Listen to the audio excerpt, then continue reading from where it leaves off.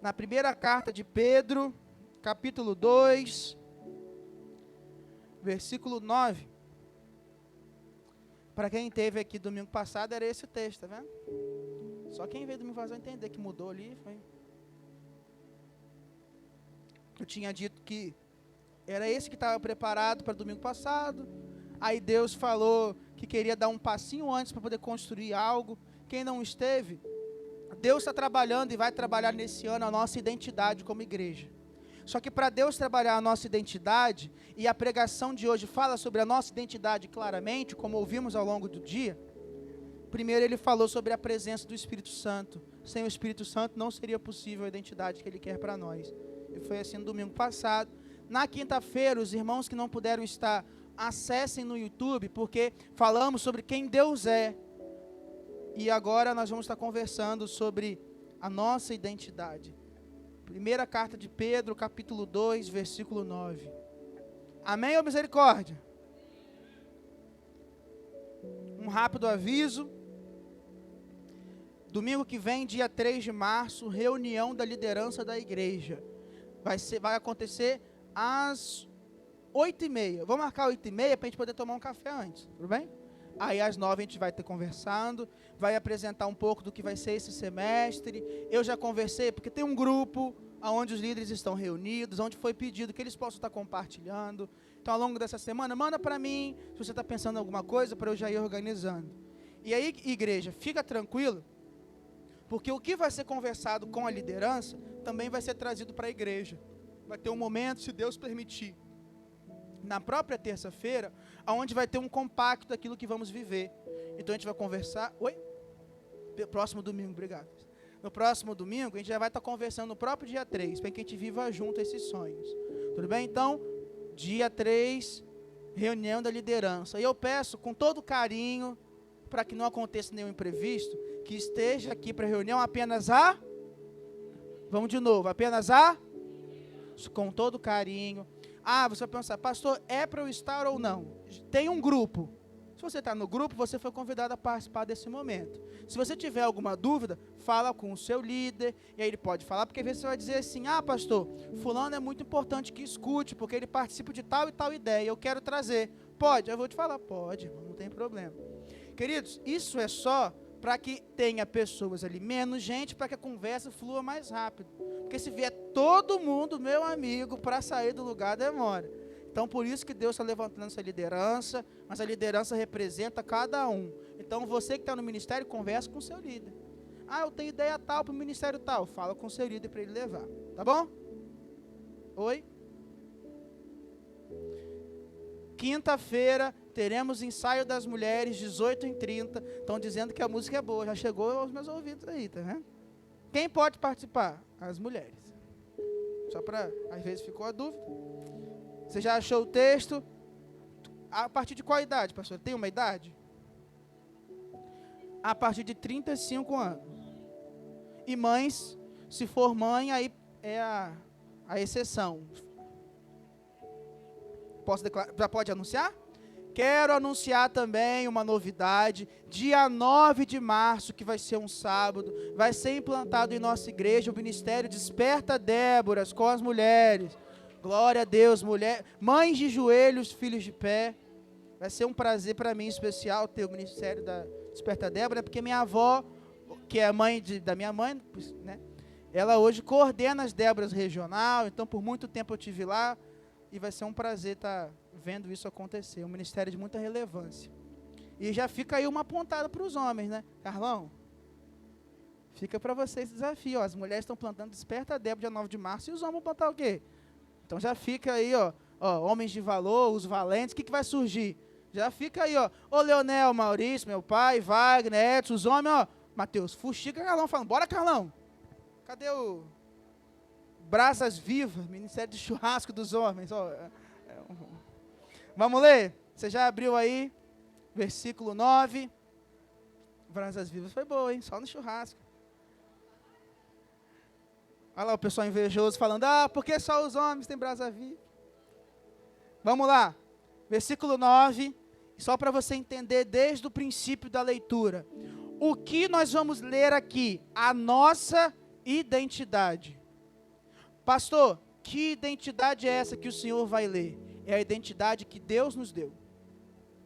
Então, não é admitido mais que você viva de hoje ou a partir de hoje uma identidade que Deus não te deu. Por quê, pastor? Porque Deus é o Criador de todas as coisas. A Bíblia diz que nós fomos feitos à imagem e semelhança dele. Ele é a palavra. E quando a Bíblia diz que ele é a palavra, não é somente o verbo de ação, ou João 1 vai falar que ele é a palavra, que o verbo era Deus, estava com Deus. Mas a palavra é o sentido de qualquer coisa. Se eu falasse assim, ó, e aí você vai fazer o exercício. Pensa numa tesoura. Pensa aí. Pensa numa tesoura. Agora faz com a mão para mim uma tesoura. Como é que seria uma tesoura? Olha o poder da palavra. Não tem uma imagem de uma tesoura, você não está vendo uma tesoura, não tem o vídeo da tesoura, mas a mera palavra tesoura já te traz a identidade na cabeça, a ponto de todo mundo ser capaz de fazer o movimento de uma tesoura. Ou seja, a palavra tem um sentido. Se Jesus é a palavra, a sua identidade está nele. Então não aceite nenhuma identidade que não seja ele a falar. E aí para isso vamos ler esse texto. Vocês, igreja, são geração eleita, sacerdócio real, nação santa, povo de propriedade exclusiva de Deus, com o propósito de proclamar as virtudes daquele que os chamou das trevas para a maravilhosa luz. Antes, versículo 10, vocês nem eram povo, mas agora não são qualquer povo, são povo de Deus. Antes ainda não tinham alcançado a misericórdia, mas agora alcançaram. Queridos, saber sobre a nossa identidade é fundamental. Uma vez eu ouvi uma ilustração que me marcou muito, talvez você já tenha escutado, que era um treinamento do banco sobre a cédula de R$100. Então se juntou 20 pessoas que iam trabalhar, e aí começou a se falar tudo sobre a cédula de R$100. 25 características diferentes que só uma cédula original de R$100 poderia ter. E aí, uma pessoa virou e falou, olha, para o instrutor, você já está ensinando, falando sobre as características originais da cédula de R$100, só que você não vai falar nada sobre as falsificações? Não vai dar nenhum detalhe sobre as falsificações, o que tentam fazer e não conseguem?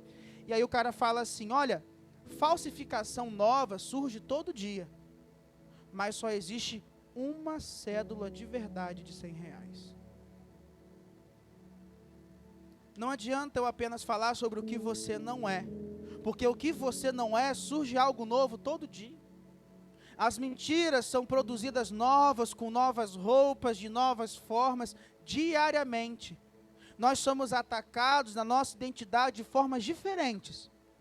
Às vezes muito bem disfarçado, às vezes bem agressivo, às vezes da pessoa que você não gosta, às vezes de alguém que está tão perto. Então não adianta eu simplesmente falar sobre todas as falsificações da sua identidade. Vamos focar em conhecer a nossa identidade verdadeira. Se você conhecer a sua identidade verdade, quando te apresentarem algo diferente, você vai repudiar. É por isso que Paulo não ficou também perdendo tempo para falar dos falsos evangelhos. Apenas disse isso, olha, eu estou pregando o evangelho. Se qualquer pessoa pregar a você diferente evangelho, inclusive os anjos, considere maldito. Pode vir quem for, se falar o evangelho diferente do de verdade, nem escuta. Então nós temos que focar na verdade. Nós estamos virando uma geração que discute e argumenta sobre a mentira, mas não conhece a base sólida da verdade. Uma geração que se posiciona na internet para comentar e descrever, detalhar, encontrar até onde o pecado é pecado, até onde pode ou não pode, para falar sobre muita coisa. Mas Deus nos chama para conhecer a inteireza, toda a verdade daquilo que somos, que está na palavra de Deus. Então, cuidado para não dedicar muito seu tempo para conhecer sobre a mentira. Conheça a verdade.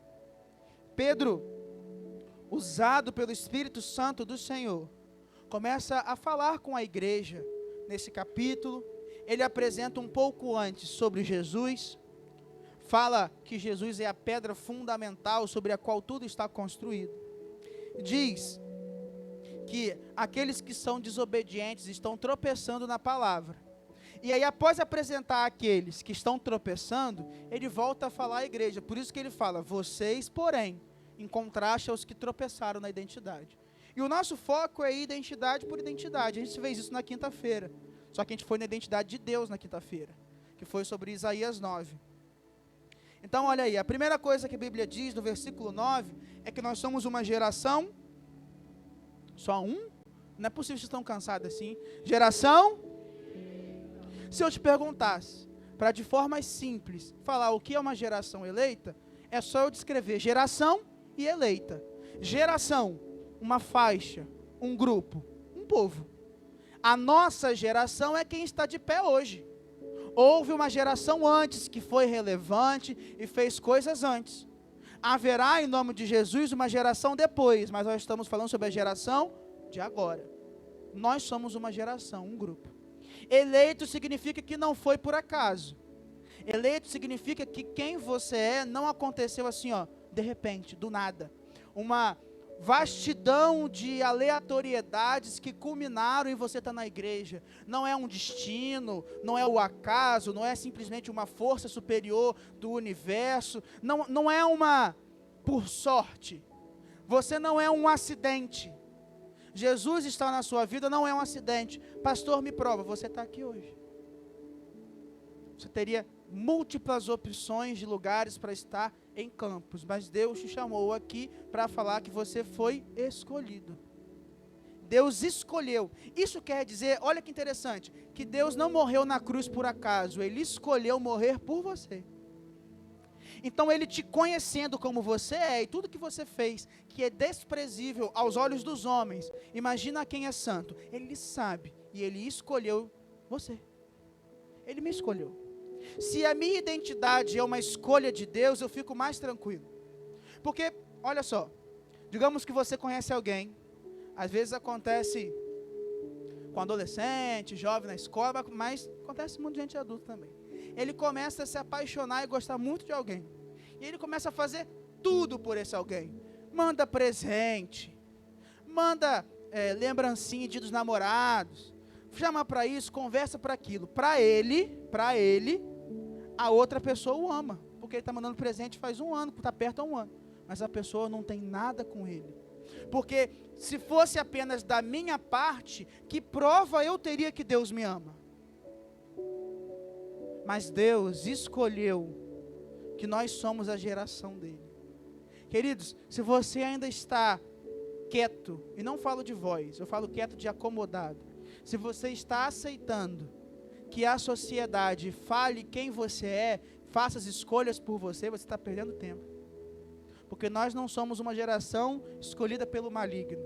Nós somos escolhidos pelo Senhor. O Senhor sabe de todas as coisas. A sua identidade, então, é de alguém escolhido por Deus. Mas, pastor, escolhido para quê? Para executar o quê? Porque só ser escolhido não está falando muito. Vamos lá. Nós somos um sacerdócio real. Queridos, sacerdote é o nome dado no Antigo Testamento. Não só pela Bíblia, mas pelos povos antigos também. Para toda pessoa que tinha uma função espiritual de conduzir adoração e culto a um Deus. Então, por exemplo, se você olhar qualquer cultura hoje um pouco mais afastada, ou ouvir sobre a cultura egípcia, de outros povos, vai ver que tem sacerdotes. Os gregos. Então, sacerdote não é uma palavra exclusiva da palavra do judeu ou da igreja. É um termo para dizer que existem sacerdotes. Você pode estar sendo sacerdote de várias coisas.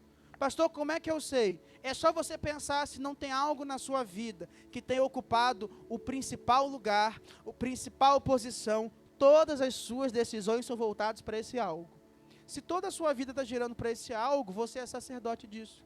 Esse algo é o seu Deus e você é sacerdote dele.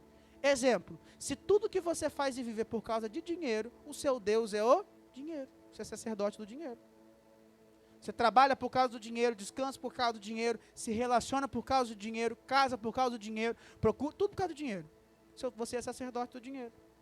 Se é por causa de uma pessoa, você é sacerdote dessa pessoa. Só que a Bíblia diz que nós somos um sacerdócio real. Real é o quê? Aqui não é sobre um sacerdócio de verdade. É sacerdotes do rei. Então a Bíblia não fala sobre um sacerdote de verdade nesse texto. Fala que nós somos sacerdotes do rei. O Senhor é o Rei dos reis, Senhor dos senhores. Nós adoramos o Deus Todo-Poderoso, Criador do céu e da terra, da sua existência, quem te mantém vivo, te faz respirar. Deus escolheu nos dar a honra e o privilégio de adorá-lo. Já parou para pensar o quão poderoso é nós adorarmos ao Senhor em espírito e em verdade? Você já se tocou nessa identidade, querido? É porque a gente às vezes não dá valor a algumas coisas. Às vezes a gente pensa, um adorador é ir domingo na igreja. Não, um adorador é quem tem intimidade com o Senhor. Sacerdote tem acesso. Queridos, preste atenção. Não responde, preste atenção, não responde nem olha para o lado rindo, não. Mas se eu te perguntasse, quais pessoas aqui você daria acesso ao que é mais precioso da sua vida? Quantas seriam? Só pensa. Vou repetir. Vamos dizer que você tem a senha do seu celular. Amém? Está vendo como é que já foi pouco, amém? Aí eu falo assim, irmãos, você vai dar a senha do seu celular para as pessoas que podem ter acesso à sua vida. Não responde. Mas você daria acesso a todo mundo? Acesso à conta do banco? Acesso às coisas mais privadas do seu quarto? Acesso às suas emoções? Nós daríamos acesso a estar na nossa presença todo mundo o tempo todo? Você escancararia a porta do seu quarto a ponto de qualquer pessoa poder entrar a qualquer hora? Não. Mas se somos sacerdotes do rei, significa que Deus rasgou o véu para que tivéssemos acesso a ele o tempo todo. Você tem usado essa identidade de forma sábia, tem sido transformado pela intimidade com o Senhor, ou tem sido sacerdote de tantas outras coisas. Você não é qualquer pessoa. Você não foi chamado para ser sacerdote de objetos ou ídolos. Você foi chamado para ser sacerdote do rei. Isso quer dizer também, querido, que eu preciso falar. Momento lindo que vivemos de adoração e louvor. Mas se não houvesse nenhum ministro, você ainda teria acesso ao Senhor. Você não depende de uma música um pouco mais agitada, de uma letra um pouco mais íntima, ou de um bom ritmo, que a bateria agora ela acelere, que o ministro esteja muito bem sintonizado com o Espírito. Você não depende de um lugar especial. Você não precisa estar reunido como igreja tão somente. Você não precisa estar em jejum ininterrupto. Você não precisa de nada disso para acessar o Senhor, se não ser sacerdote dele. Você não é sacerdote de domingo ou de quinta-feira, ou se você guarda o sábado, guarda a quarta, guarda qual for o seu dia, você não é sacerdote temporal, nem local. Você não é sacerdote dentro dessas pedras e lá fora você não tem acesso. Você não é sacerdote no monte, na profundidade, no lugar mais santo, no rio onde Jesus foi batizado, no templo de Jerusalém. Você não é sacerdote de um lugar ou de um tempo. Você é sacerdote de um rei. E se o rei está presente em todos os lugares, você não deixa de ser sacerdote quando você sai de um lugar. Se Deus é rei em todo o tempo, você não deixa de ser sacerdote em todo o tempo. Existem pessoas que estão fracas na fé, frágeis no Senhor, porque são sacerdotes de um tempo e de um lugar. E aí são frágeis. Porque sacerdote de um tempo e de um lugar se senta num tempo e num lugar para receber e não para doar. Porque ele se arruma para oferecer ao Senhor.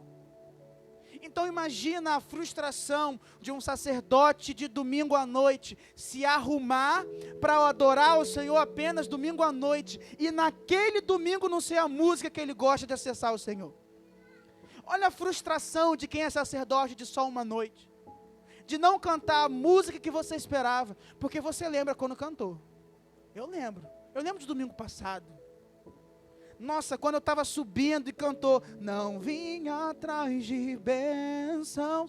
Nossa, pareceu que eu estava até mais leve, que Deus me pegou pelo colo e falou, vem pertinho agora para entregar. Fez todo sentido. Mas podia cantar a música que eu mais detesto, a música que eu não consigo mais ouvir, seja porque repete ou porque eu não gosto, podia ser o que fosse. Eu não sou sacerdote condicionado à música, eu sou sacerdote do rei, a oferta é para o rei, a música é para o rei, o culto é para o rei, é tudo para o rei, querido. Nós não podemos ser frágeis a ponto de sermos sacerdotes locais, temporais ou pessoais. Eu só adoro quando for ministro tal, eu só adoro quando a pregação for tal, quando for da roupa tal. Você está sendo fraco na fé, frágil, a sua adoração, ela é rasa. Você está sendo sacerdote de pessoas. Tem gente que abandonou a cura porque é sacerdote de pessoas. Tem gente que está abandonando a família porque é sacerdote de pessoas. Tem gente no mundo que justifica, eu não busco o Senhor porque o cantor tal, o pregador tal caiu. Eles não são sacerdotes de Deus, são de pessoas. Pessoas caem, pessoas não são dignas de adoração. Eu não sou digno de adoração, somente um é digno. Você é sacerdote do rei. Não viva uma identidade frágil quando Deus te deu tanto. A Bíblia diz que quando Jesus morreu na cruz, o véu se rasgou. E aí tem uma música que eu gosto, que diz que o véu que separava já não separa mais. A luz que outrora apagada, porque você não tinha acesso, agora brilha, e cada dia brilha. Aí o refrão diz, só pra te adorar. E fazer o nome de quem? O meu não. E fazer teu nome grande, e te dar o louvor que é. Se é devido, querido, não é que você está sendo gracioso ou bondoso ao adorar, é quase que uma obrigação do meu ser adorar o rei. É muito poder, é uma atração tão grande, que eu não consigo estar perto e não ser atraído por ele. Então, se a sua adoração não é do rei, você está longe, você está fora do acesso, você não está perto. A cura será conhecida por um grupo de pessoas que está perto, que acessa, que paga o preço, que muda estruturas, que muda esboço, que muda ordem do culto, que termina depois, que vai para 13 horas de jejum, que muda o que tiver que mudar. Se o Senhor quiser falar, pastor Rodrigo, a sua pregação está incrível, mas não é isso hoje, eu quero falar outra coisa, a gente muda. E se Deus falar, enquanto eu estiver subindo, pastor, estava linda a pregação, mas não vai ser o Senhor a pregar, pode chamar Petros, que eu quero usar a vida dele, ele só não teve coragem para te falar. Ele vai subir e vai pregar. Agora Deus escolheu um aletrado, alguém que não tem conhecimento nenhum, mas Deus chamou, ele vai falar, porque a adoração não é a homens, é ao rei. Está vendo como ser sacerdote dele é poderoso? Pode ser que por isso que você está se contentando com pouco. Não fecha a Bíblia não, segue aí. Completou as 12 horas, glória a Deus. Vamos agradecer a Ele.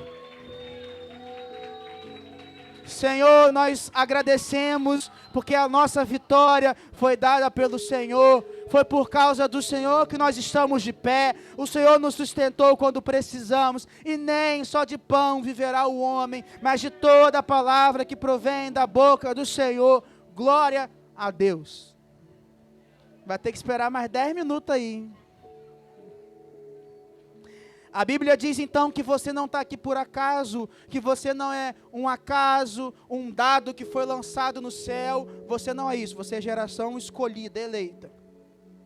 A Bíblia diz que você não é sacerdote de pessoas, de lugares, de tempo. Você não é sacerdote do dinheiro, de ídolos, de falsos deuses, não. Você é sacerdote do Senhor, do Rei.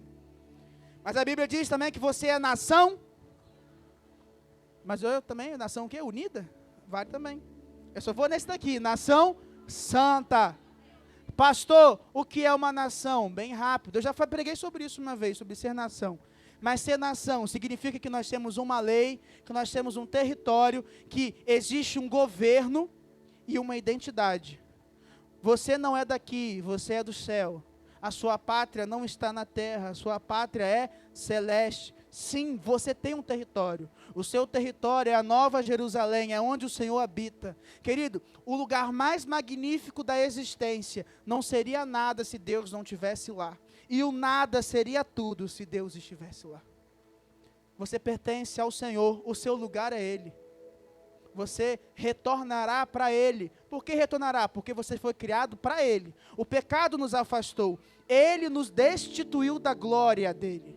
Mas nós retornaremos para Ele, porque seremos transformados. A sua nação não é Brasil, a sua nação não é nenhuma. É claro, abre um parênteses, que enquanto você estiver aqui, é esperado que você seja um cidadão exemplar.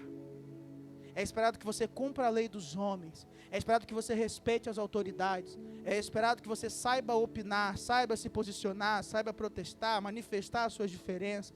Respeite a escolha do outro. Inclusive, é esperado que você seja capaz de respeitar quando a escolha do outro infringe a sua escolha. Porque se a escolha padrão e liberada por lei é o pecado, não significa que você vai pecar. Mas não cabe a nós julgar aqueles que pecam porque a lei dos homens permite. Cabe a nós amar e respeitar. Nós somos chamados para amar e respeitar aqueles que às vezes não nos amam, não nos respeitam, descumprem a lei de Deus, cumprindo a lei dos homens. E Deus Ele vai prestar conta com Deus. Não é sobre nós. Então cuidado, porque às vezes tem uma geração, um povo da igreja que quer brigar porque o outro está quebrando a lei de Deus, de um Deus que ele não conhece. A grande punição dele é nunca conhecer esse Deus. Então não tente brigar sobre o Deus que ele não conhece. Tente viver o suficiente para que ele conheça Deus através de você. Você que é dessa nação, você é embaixador. É você que tem identidade. É você que cumpre as regras desse lugar. Não é sobre o outro. Foi muito interessante, eu não sei se você vai lembrar. Não lembro se foi só na Copa, eu acho que aconteceu na Copa e nas Olimpíadas que teve no Rio. Mas, quando o pessoal do Japão, eles iam num lugar assistir um jogo, foi nos dois? Papai, meu ponto eletrônico esportivo que o papai falou. Quando a torcida do Japão ia ver um jogo qualquer, futebol, certo? E aí, por algum motivo, você suja o ambiente. Acontece. Cai um copo, cai uma sujeira. Sabe o que eles faziam, querido? Termina o culto, você ia falar o culto.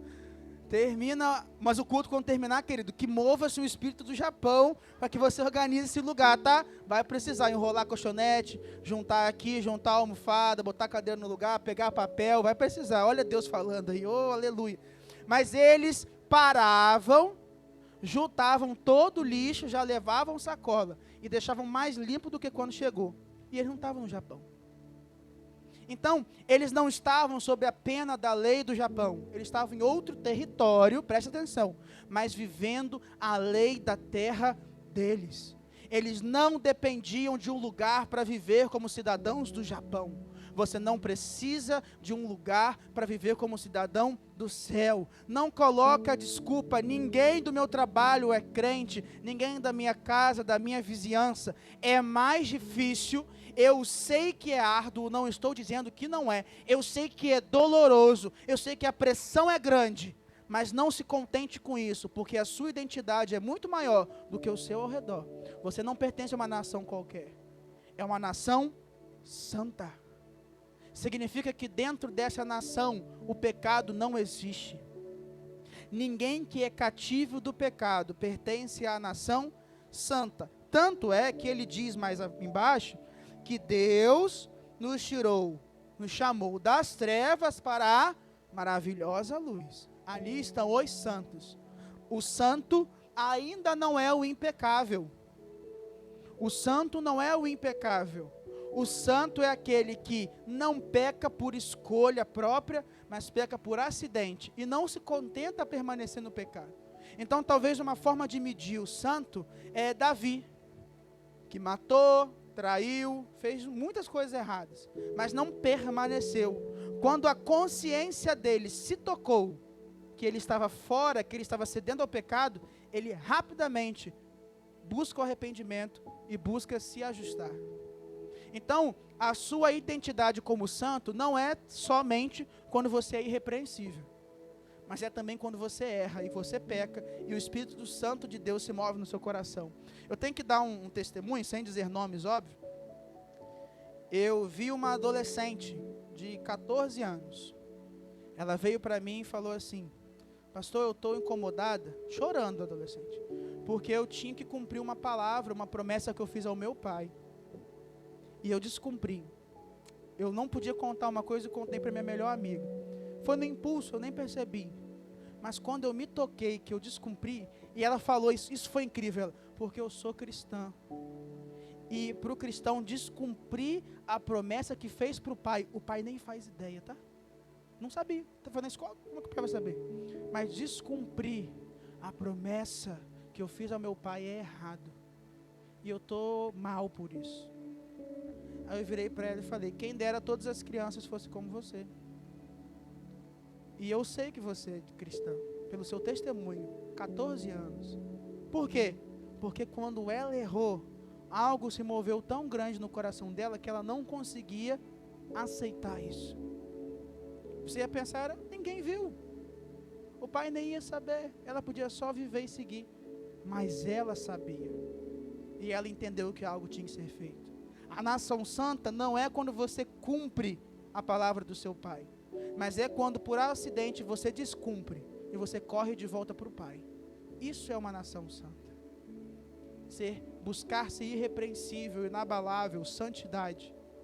Porque a nação brasileira e todas as outras nações buscam muitas coisas, mas não santidade. Então para de esperar para que os heróis e os governantes das nações humanas, eles sejam o governante da sua santidade. Para de achar que vai ser A ou B, esquerda ou direita ou centro, Lula ou Bolsonaro, ou qualquer homem que se levante no governo, que ele vai ser o chefe da sua santidade. Mas também pare de achar que vai ser o pastor Rodrigo, pastora Érica, pastora Marta, líder A, líder B. Pare de achar que homens governam o seu coração para a santidade. Quem governa o seu coração para a santidade é o Senhor Jesus Cristo, que levou sobre si toda a culpa e toda a chaga e toda a dor por suas pisaduras, e não de pastores, não de governantes, não de presidentes, mas do Senhor, é que nós fomos sarados. Judas, não precisa abrir que vai projetar aqui, Judas capítulo 1, versículo 24, aqui é uma palavra de adoração. Esse Judas não é o que traiu Jesus, é outro Judas. Antes você pensa, olha, trair ainda tem livro na Bíblia, não é outra. E ao Deus que é poderoso para evitar que vocês tropecem e que pode apresentá-los irrepreensíveis diante da sua glória com grande alegria. Versículo 25. A este que é o único Deus, nosso Salvador, mediante Jesus Cristo, Senhor nosso, sejam glória, majestade, poder e autoridade, antes, ontem, hoje, durante 12 horas, amanhã e para todos sempre, amém. Quem te mantém santo não é um ser humano, quem te mantém santo é o mesmo que vai te apresentar no grande dia da volta do Senhor, é Jesus Cristo. Para de colocar a sua santidade na mão dos homens, ou de colocar como desculpa que você não é santo por causa dos homens, porque a sua santidade está na sua relação com o Deus que é o governante da nação santa. Santidade faz parte da sua identidade. Se você não é, peça hoje. A Bíblia diz que nós somos uma propriedade exclusiva. Propriedade é o quê, querido? Me fala uma propriedade que geralmente as pessoas têm. Casa, mais o quê?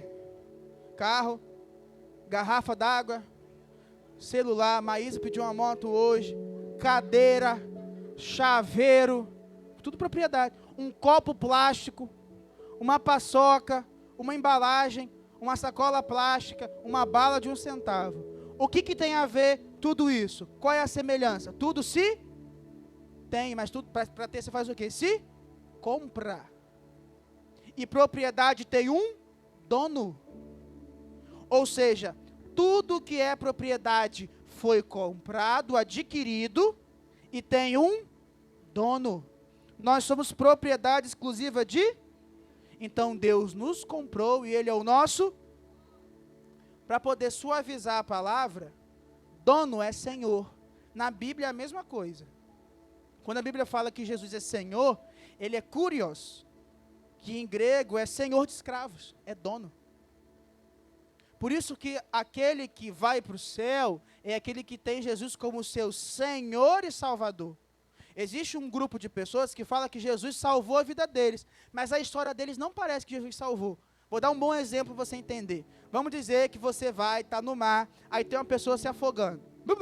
Aí vai o salva-vidas, salva, traz para a praia, aí a pessoa pergunta, meu filho, você se afogou a primeira vez? Não, rapaz.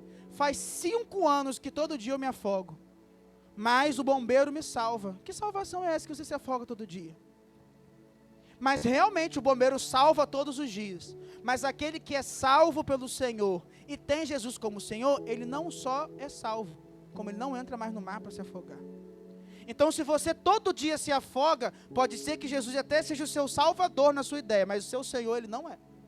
Porque não é possível que ele seja seu dono, governe, mande, tome as decisões, você seja dele e você continue vivendo como se não fosse dele. Não existe isso. Não tem como, querido, dá problema. Lá em casa, a gente lida com um pequeno dilema, eu e Estela. Nós temos um carregador e um cabo HDMI. Escolhemos viver assim.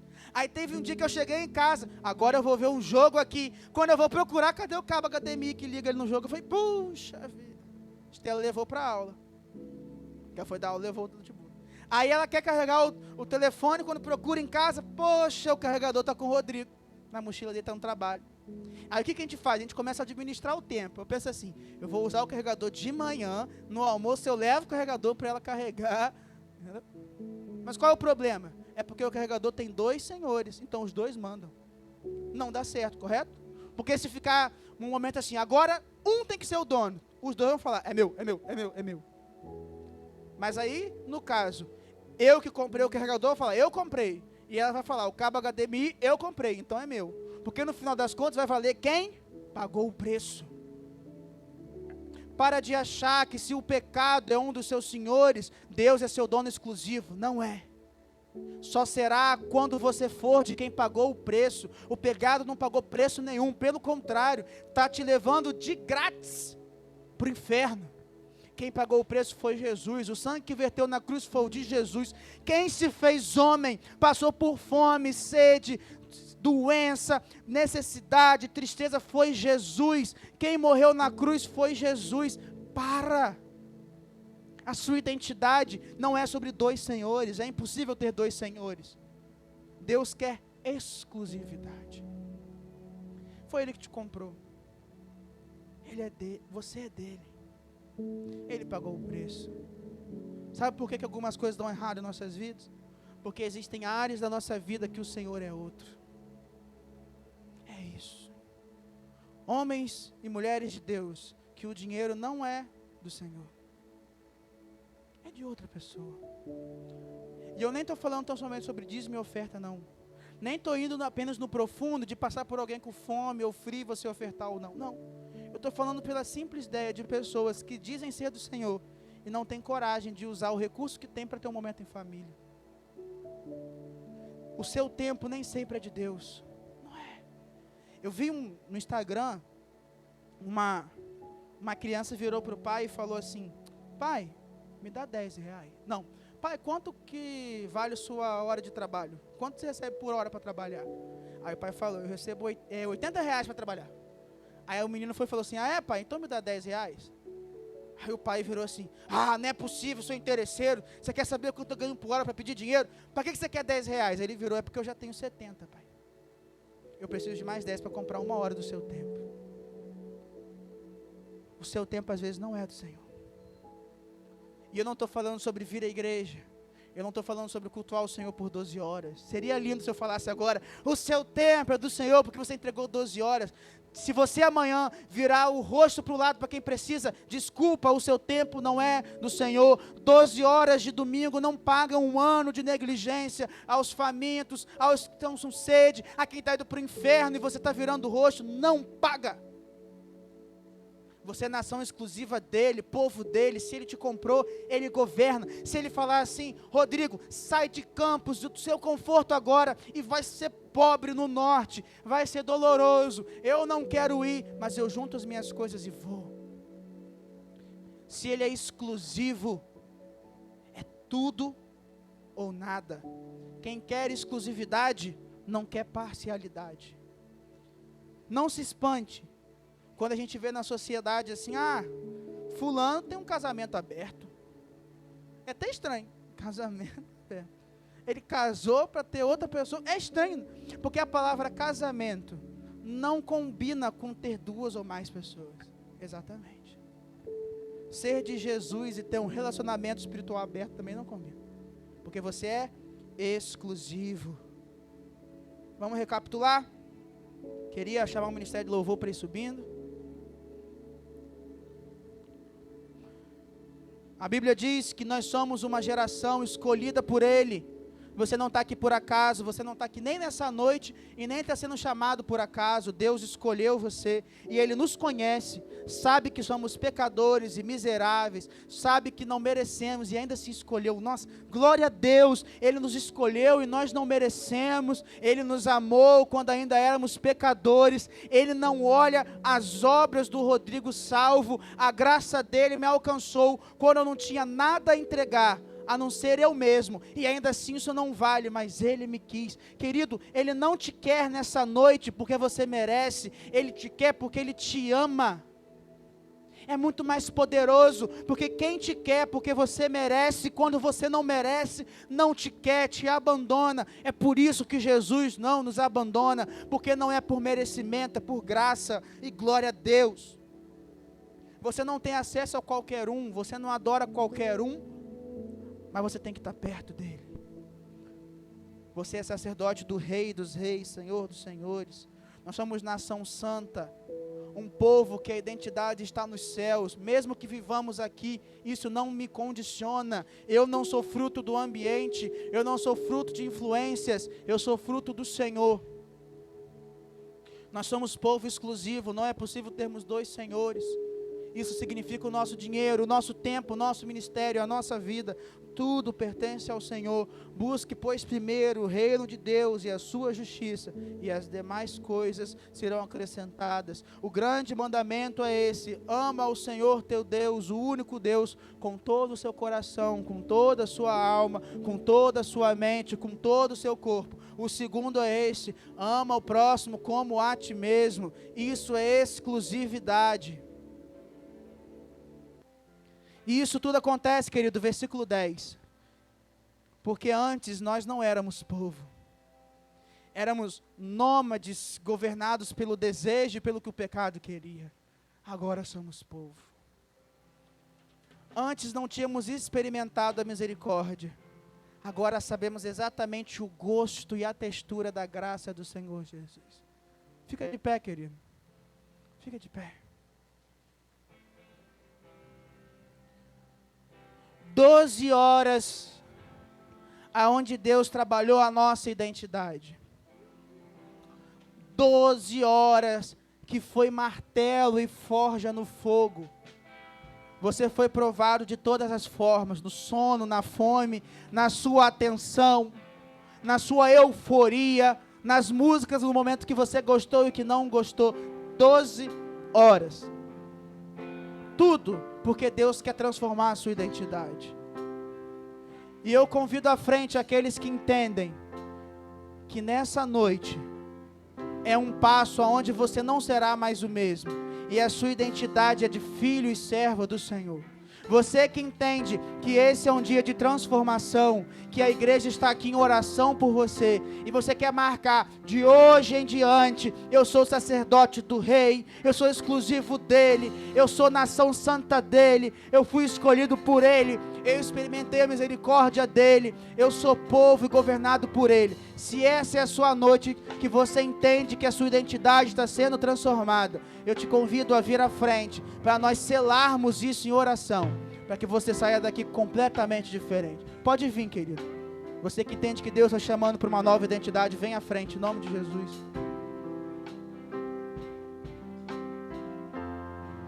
Pode vir aqui na frente, quem quiser vir. Pode vir.